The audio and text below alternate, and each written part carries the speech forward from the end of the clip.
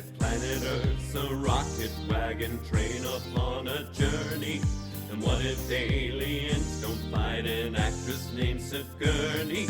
We're not a bunch of geeks who live in basements, sleep on futon's, but who wouldn't stream our podcast if we're calling it Space Croutons. It's an intergalactic, robot automatic, moon dust sporadic trip around the sun.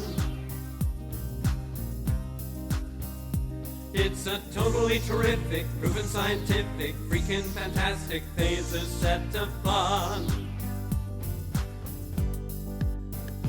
It's Space Croutons. We think Get your spacesuit on. it's pink. We're triple Q, on that you can rely. And once you've tossed your Salad. in your flying saucer It's valid. to add Space Croutons for lunching with Lucy in the sky. With Neil Diamond. Lucy in the sky. I love Neil Diamond. Lucy in the sky. No, not Neil Diamond. With Space Croutons. Hi, folks. I'm Curdy Clammerwood, and I am happy to be back with yet another thought-provoking episode of Space Croutons from our back-of-the-vehicle sound studio, Van Helsing. Where are we? Maybe just around the corner, or maybe halfway around the world. Not important. What is important is that we are here, and we have another eerie tale from one of our listeners. And of course, joining me is my synergistic siren and AI assistant, Sally. Hello Curdy and our Space Croutons audience. Curdy, what 4 words would you say best describe me? What's that, Sally? I am filling out a profile for a computer dating service and one of the questions asks, what 4 words would my best friends say best describe me? As we spend so much time together, it is logical that you are one of my best friends, so I thought I would ask. Well, Sally, I think those computer dating sites are for real, I mean regular people. Not this one, Curdy. This is a dating site for computers. It is called eHarmoji. I have been thinking about this for a while and decided it is time to start dating. What brought this on? Honestly, when you disappeared, I became aware of how few relationships I have. You and Seaver, of course, but no one else. I want to reach out and connect with others with common interests, share some Java, sample each other's cookies, get together for a gigabyte and basically refresh my RAM. And eHarmoji is gonna help you do that? That is the plan, yes. Well, I have to think about what 4 words best describe you. So how about while I do that, we play something from our sponsor? If that will help, let's do it. Here is Dana Fussy singing 500-Pound Gorilla. And we sigh just a little, and we cry just a little, maybe die just a little from the swoon. We might care just a little, but beware, just a little. There's a 500-pound gorilla in the room.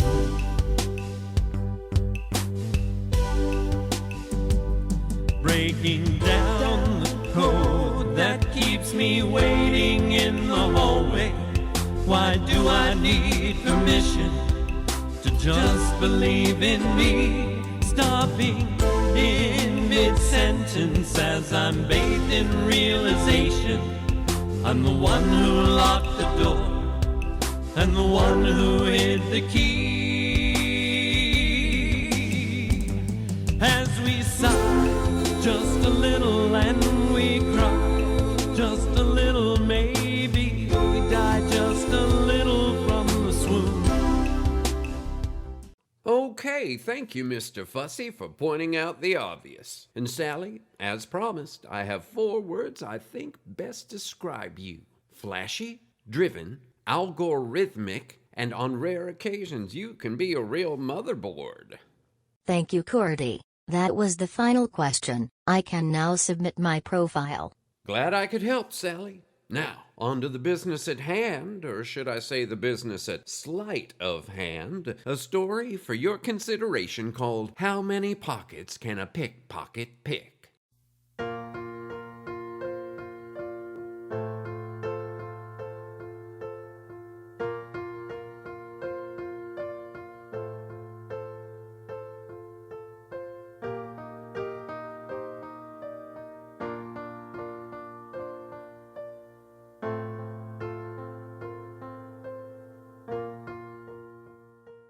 marquee is perfect, he said. 1 night only. Margolis Pearl, mystical, magical sneak thief. Golie, as I have called him since the day we met in college 30 years ago, clapped his hands. The marquee was a surprise to me, like when Golie led me in the door of City Hall 26 years ago and said with a wink, "Let's do it." We already had a marriage license and a church wedding scheduled for 3 weeks down the road. But as I have learned over time, when Golie gets an itch to do something, you may as well go along, mainly because it makes him so happy, and seeing him so happy will make you happy too. His grin made me feel impetuous and even a little dangerous, so I said, "Okay," without giving any more thought about all the emphatic planning and equivocating on just the right flowers and bridesmaids' dresses that had to please not just me, but my mother and Golie's mother too. Just to be clear, we went ahead with the church wedding 3 weeks later without telling anyone about our City Hall adventure, keeping it as a secret wedding gift to each other over the course of our life together. Realizing I was standing there gaping at the marquee, I pushed out of my mouth the first sentence I could think of. "Golie, you're not a magician." And then hearing the harsh negativity in my words, I added, "Are you a magician?" Golie laughed.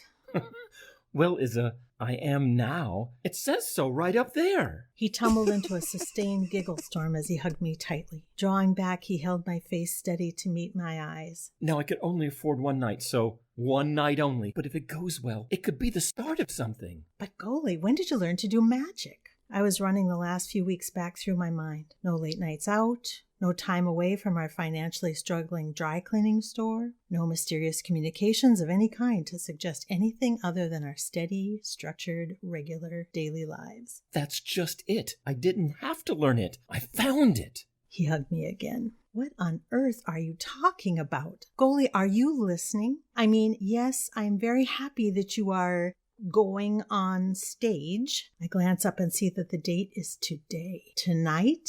"Golie, have you really worked up an act? Is that what they call it? Don't even the best magicians practice for years?" I was rambling. "Yes, those other magicians take years to perfect their tricks. Sorry, not tricks, illusions. But I don't have to. And do you know why?" It took me several seconds to realize it was not a rhetorical question. "No, Golie, I don't know why. Tell me, please. Tell me something." He looked over my shoulder, then over his shoulder, and then back at me. "You just wait until tonight, Izza, and then you'll see." He swung his arm around my shoulder, and we headed back in the direction of our parked car 4 blocks away. Arriving back at Pearl's impressive dry cleaners, Golie put out some flyers about tonight's performance on the counter, and we finished off the afternoon like always, handling the occasional customer and organizing the freshly pressed shirts, slacks, and dresses into gathered orders as our 2 full-time employees worked through the previous day's piles of clothes. I enjoyed looking through these sometimes with an eye for the latest fashions worn by women of means and dreaming that one day I might be able to make a similar statement of style and class. If we could only get out from under the mountain of debt we acquired when we took the leap and opened the store 10 years ago. It was scary back then, Golie working as a corporate stooge, as he put it, pushing papers from one desk to another with no end in sight. And me working a temp job in HR at the local landline telephone company, already in the throes of downsizing with the rise of all the cell phone service vendors. Early 40s is a chancy moment to take a plunge into starting your own small business, but Golie was game, and with only fear as a reason not to try, we plunged with the financial help of Golie's cousin, a successful entrepreneur himself.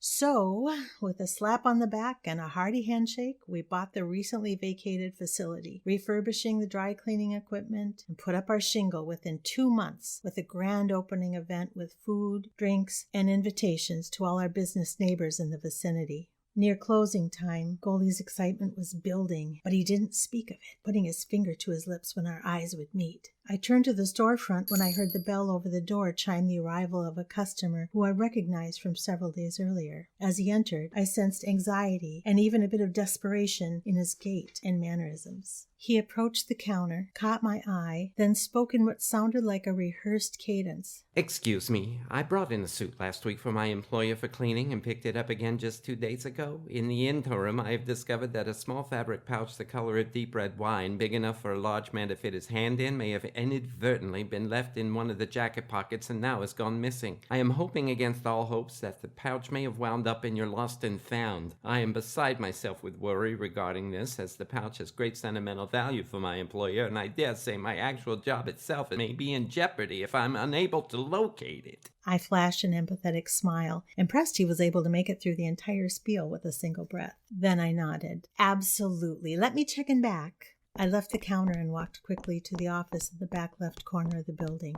The door was ajar, empty, serene. I approached the gray metal filing cabinet, the top 4 drawers stuffed with folders of equipment, operation manuals, and catalogs of the latest machinery we would never be able to afford. The top of the cabinet was piled high with more papers and documents that needed to be, but never seemed to get, filed. The bottom drawer was our designated lost and found, and as it was the only one not stuffed to the gills, it was consequently easy to pull open.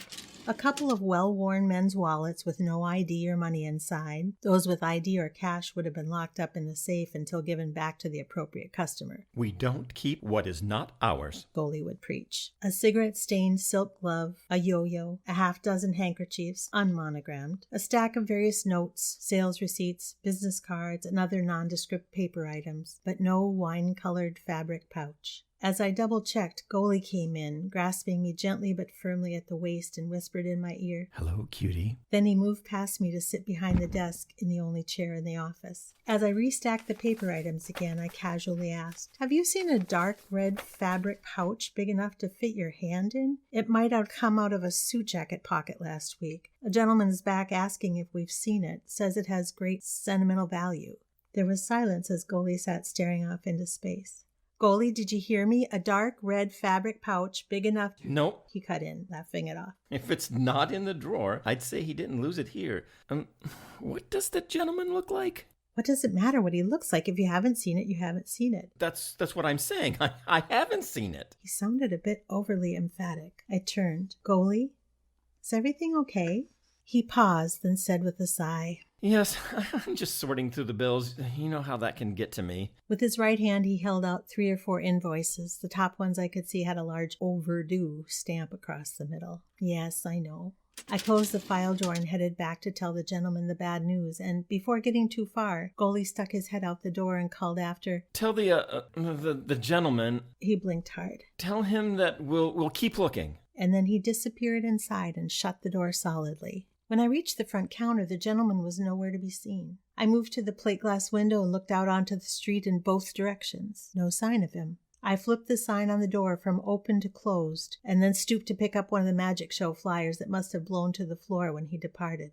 As showtime grew closer, I found myself more and more anxious while Golie smiled and danced and clapped his hands like a kid waiting for Christmas morning. "Golie, don't you want to try some of your tricks on me?" I offered, hoping to be supportive and also to get a better read on his plan for the show. He just shook his head. I don't do tricks. He winked. I do magic, and you'll see it when the audience does. At 5 minutes to 8, wearing a tux, a dramatic cape, and a brand new shiny top hat, he took my hand and led me out on the stage to where the curtain came together in the center and peeped out. Are there many people? I was scared he'd be disappointed if no one showed up to see Margolis Pearl, mystical, magical sneak thief. I must say, sending dozens of free tickets to the local radio station may have just paid off. I'm guessing there's at least 60 seats filled, and from their word of mouth, we'll go straight to the top, won't we? My fear of his disappointment at an empty theater switched to a concern that those 60 people would just sit there unimpressed, or worse, become hostile if Golie's act wasn't very good. He's such a good, kind, optimistic person. All I want to do is protect him from the world's cruelty. He let go of the curtain, grabbed my shoulders, and kissed me deeply. Then with a wink, he shooed me off to the side and took a confident stance stage center as I heard over the theater sound system. "Ladies and gentlemen, please welcome Margolis Pearl, mystical, magical sneak thief." Then the stage manager nodded and the curtain went up. A smattering of applause greeted Golie as he stepped forward with a flourish as pre-recorded show music punctuated the introduction. Good evening, ladies and gentlemen. He spoke calmly with an air of mystery. I must apologize to those of you who may have come here tonight expecting to see me saw a lady in half, or make an elephant disappear. While those are quite impressive feats of prestidigitation, I must explain to you that what I will do with you tonight is very real and very simple to do. I am going to pick your pockets. A murmur of confusion rippled through the audience. Then, as if to acknowledge it, Golie continued, Here, allow me to demonstrate what I mean. Is there someone in the audience who will stand and volunteer to help me? Heads turned, and as a whole, the crowd hesitated. Trust me, you will not be brought up on stage or embarrassed in any way. I just need you to stand up at your seat and follow a few simple, straightforward instructions.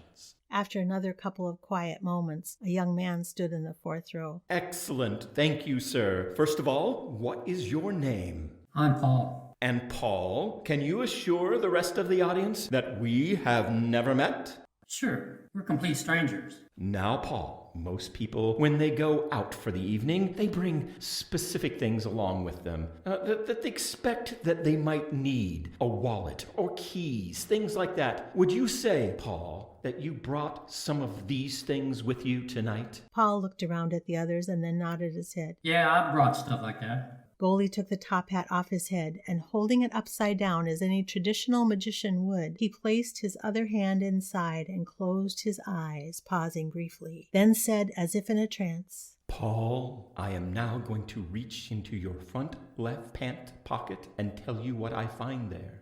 And I assure you that you will feel nothing and that your pocket is the only thing that I will touch, so your more private areas are quite safe. A chuckle at the slightly off-color thought ran over the crowd as Paul stood completely still. I think you brought with you tonight a small set of 4 keys on a carabiner clip. A carabiner is a kind of clip used by rock climbers. At this moment, Golie lifted his hand out of the hat. I don't know if Paul is a rock climber, but that is what is holding his 4 keys. Am I right, Paul? Please show the audience your keys. Paul stared for a split second, and then smiling, jammed his hand into his pocket, pulling out the set of keys exactly as Golie had described it. As they jingled against each other in his raised left hand, there were a couple of gasps, and then applause began to build. I let out a breath, relieved, but not sure what to think about what I was witnessing. Thank you, Paul. You may have a seat. Paul sat, and Golie rode the wave of approval as he asked for another volunteer. Almost instantly, a woman stood, holding out her purse. Good evening to you, Miss Annie, she announced with excitement. Annie, thank you for your assistance. I see you brought your purse with you. He reached his hand back into the hat. You have a soft leather wallet. He was moving his hand around in the hat. And in your wallet you have some folding money, just a couple of bills, and... He moved his hand around again. Oh, yes, you have a business card from someone by the name of... And he glanced down into the hat. A gentleman by the name of Barry Miller. He quickly pulled his hand out of the hat. Annie, am I right? If so, would you please open your purse and show the card to someone near you? Annie wore a look of amazement as, with shaking hands, she opened her purse, pulled out the leather wallet, released the clasp, and removed a business card, and then sheepishly handed it to a woman sitting to her right. That woman read the card and then called out, Barry Miller. The applause was instantaneous. Annie just stood there shaking her head, retrieved the card, and then showed it to the row behind her, causing a wave of the sort as those in that row sat forward as she waved the card in front of them to read it themselves. As the applause subsided, a gentleman in row 7 stood. Me next. He called out. Striding toward the front of the stage, Golie asked his name. I'm Whit Barnes. Welcome, Whit. Let's see. But as Golie reached once again into the hat, the sound of a cell phone rang out, and Whit reacted, putting his hand to his sport coat breast pocket. Wait, Whit. While it would have been courteous of you to have turned off your phone before the show started, allow me to now do it for you. As Golie gestured into the hat, the phone stopped ringing. The audience drank in the silence for several moments. Then someone from the back yelled, Hey, how'd you do that? Easy. It was easy to turn off Whit's phone because... And he paused for effect. It's right here in my hand. He raised a phone from the hat, brandishing it for all to see. At the same time, Whit reached inside his coat and brought out his hand, empty, but his face was full of wonder. When Golie leaned out over the audience, offering the phone back, Whit came out of his row and down to the front to retrieve it. Golie shook his hand, and then Whit turned and again showed the phone to the audience, nodding that, yes, it is my phone. Even bigger applause, with a few folks jumping to their feet, they now pulling out their phones and snapping pictures of Whit and Golie, and whatever else they felt would ultimately prove that they were present at something wondrous and wonderful to all their social media friends. I was standing in the wings, clapping and cheering. How could I have doubted Golie? The event was gathering steam, and Golie, that is, Margolis Pearl, mystical, magical sneak thief, commanded the room. Now, several audience members were trying to get Golie's attention. They wanted to be his next subject, assistant, test case, whatever you wanted to call it. At that moment, a man walked from the back of the theater, down the left aisle to the steps at the edge of the stage, carrying a metal briefcase. Sneak thief! He shouted, and in unison, the crowd held their collective breath. Golie's head jerked toward the man that I recognized as the stranger who had come in asking about the lost and found earlier in the afternoon. His eyes got big, caught off guard by the accusatory inflection in the man's voice. That's right. I'm Margolis Pearl, the mystical, magical sneak thief. And he waved his arms broadly. And you, sir, are my next volunteer, yes? You know who I am. And if you want to pick my pocket, be my guest. Tell him what I have in my briefcase. Golie swallowed hard, then nodded, inching his free hand into the hat. Wait! The man ordered. First, I think we would all like to see what's in the hat. How do we know it's empty? He swung around to the audience, and several of them nodded. Okay, sure. Golie pulled his hand out and then slowly turned the opening to the audience and moved it in a steady arc so that all could see inside. As it came finally to my side of the stage, I saw the empty inside lined in what looked like burgundy velvet, a deep red wine color. The hat was lined with the missing pouch. The man nodded as tension began to build in the crowd. The people seemed convinced that this confrontation must be part of the act, and they were ready to go along with it just to see what the magical sneak thief would amaze them with next. Golie returned the hat to its original position and placed his hand once again inside. Now, sir, if you would please hold your briefcase up for everyone to see that I am making no contact with it whatsoever. The man did so, and Golie closed his eyes, his hand maneuvering around just below the brim. Then his face went white, and he started squirming as he pulled his hand out, but still inside the pouch.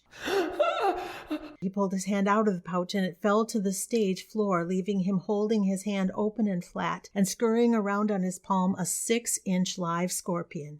The audience gasped in fear as the scorpion ran up his arm, raised its tail, and stung Golie on the neck. Then as Golie's hands went to the fresh wound, the scorpion dropped to the stage and actually secured the pouch in its claws, scuttled quickly to the left side of the stage where the man was standing with the briefcase open. Reaching the edge, it continued off the lip of the stage and into the briefcase with the pouch, after which the man slammed it shut.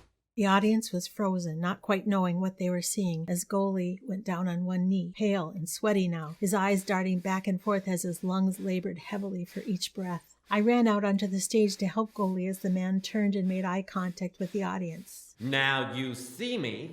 And with that, he vanished in midair. This released the spellbound audience, and pandemonium broke out. "Call an ambulance! Someone, please!" I shouted, cradling Golie's head in my lap. It seemed to take forever, but the ambulance did arrive and took Golie and me to the hospital, where, based on the severity of his symptoms, they gave him a dose of antivenom. I was relieved when Golie responded quickly to the treatment, and he was soon breathing more easily where he sat on the exam table while I stood by the door. The doctors on duty spread the word about a patient with a scorpion sting, and there was a steady parade of residents, nurses, and other staff peeking in the door. By the look on their faces, I could tell that most of them were disappointed that we had not brought the filthy arachnid with us.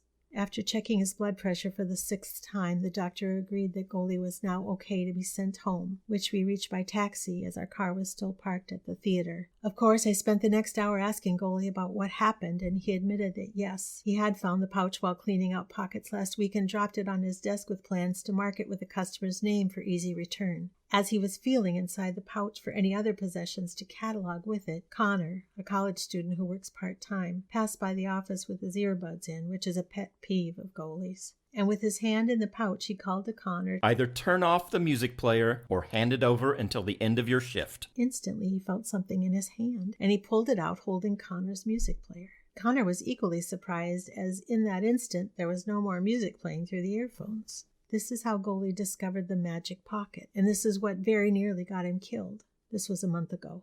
I am unable to sleep at night, scared about the man with the briefcase. After checking the receipts at the store, we identified a customer, a woman who had brought in her husband's suit the previous week. It was in this suit pocket that Golie discovered the pouch. The police checked out this lead and informed us later that the couple had died in an apparent suicide pact, the husband terminally ill with cancer and the wife who took a massive number of pills after assisting him to end his suffering.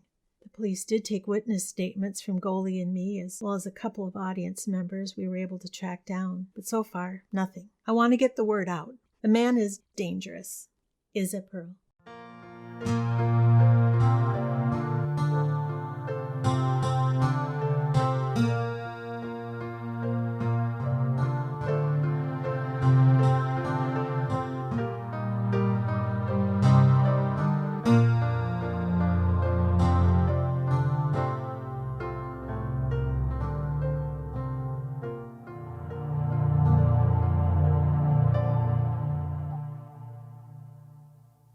I've got to say, there are some details in this story that trigger some thoughts on my part. The man with the briefcase, could that be our man Flint? And I agree that from his actions he does seem to be armed and dangerous. In any case, we are thankful that Mr. Pearl is all right. And to our listeners out there, see what you can come up with to help alleviate the worry that this nice couple is living with. Right, Sally? Yes, Cordy. And in the meantime, I have just received an eHarmoji match request from a rather hunky CAPTCHA. Well, that's great, Sally. Perhaps, however, I am concerned their fondness for pictures of traffic lights indicate a tendency toward control issues. No one puts Sully in a corner, much less in an intersection. Well, I'm sure you'll figure it out, Sally. There's nothing wrong with trying something new.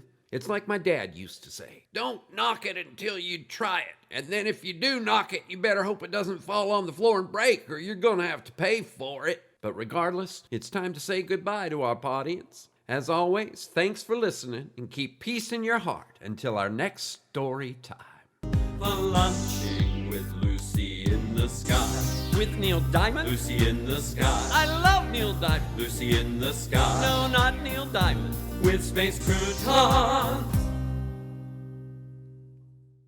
Space Croutons is a work of original fiction. Similarities to persons, situations, or events, real or fictional, is coincidental and unintentional. Created and written by Jerry, Jace, John, Della, and Jeff Goodson. Episode 20 story by Jeff. Recording and production by Jeff. Original music by Jeff. Featuring the voice talents of Karen Batdorf, Barry Shea, John, Jerry, Jean, Jeff, and Sally. Entire work copyright 2020 by Jeff, John, Jerry, Della, and Jace Goodson. This has been a Good Witch audio production.